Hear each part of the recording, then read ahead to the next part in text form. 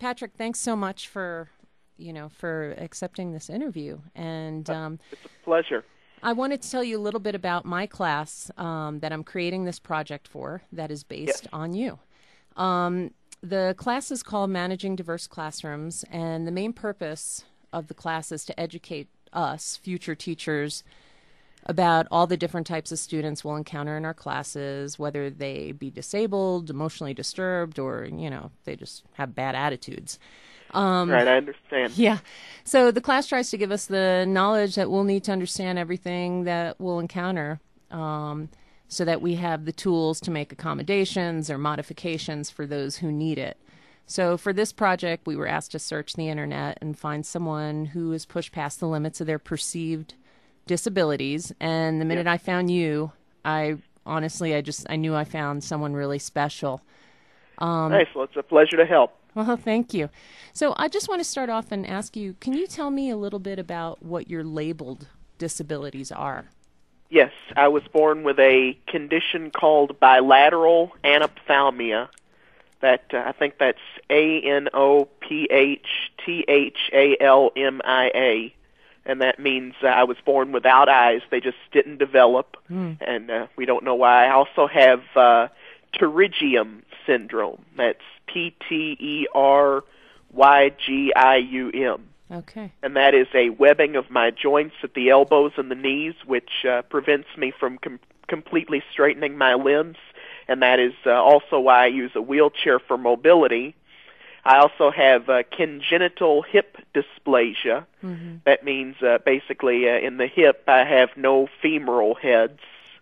And then I also, in January of 1999, I had a back surgery to correct scoliosis.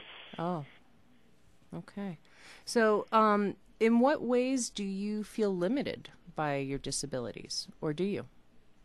To tell the truth, I have never really felt limited by my disabilities. As a matter of fact, I consider them not disabilities, but more abilities. As a matter of fact, one of the things I often say is that, God made me blind and unable to walk. But big deal. Look at all the other great things He's given me. The great opportunities to meet people, and the being able to play the piano and trumpet and sing, and all the other wonderful blessings He's bestowed upon me. That's right. So if you could suddenly snap your fingers and be rid of any of the listed disabilities that you gave, would you? And if so, which one would it be?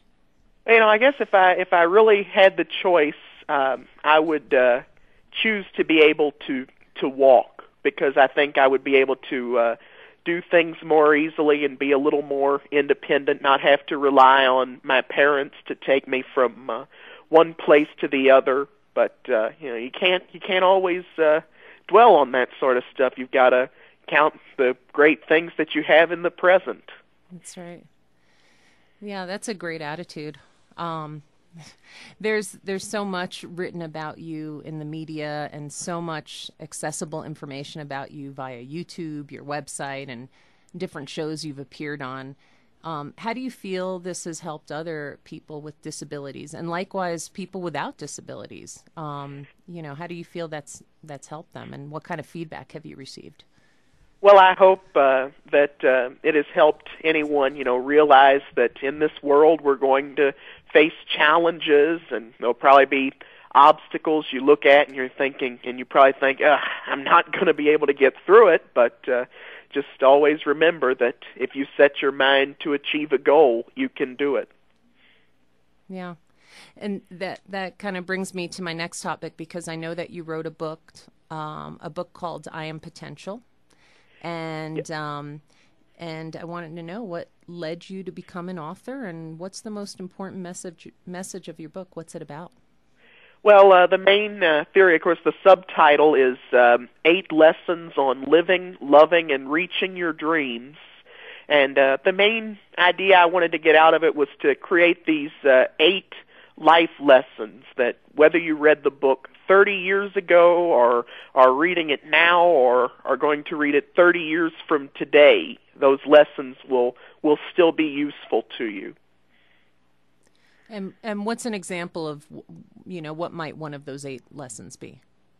Well, one of my favorites states that when life gives you lemons, accept them and be grateful. And that comes from the theory that, there's sometimes, even I have my days where it's tough to go to classes or attend a marching band rehearsal or whatever the case may be. But all I have to do then is, count my blessings and be grateful for even the small things in life, a roof over your head, food on the table, a nice bed to sleep in, and realize that there are millions of people in the world that would love to have just that, just those things. That's so true, isn't it? It is. Yeah.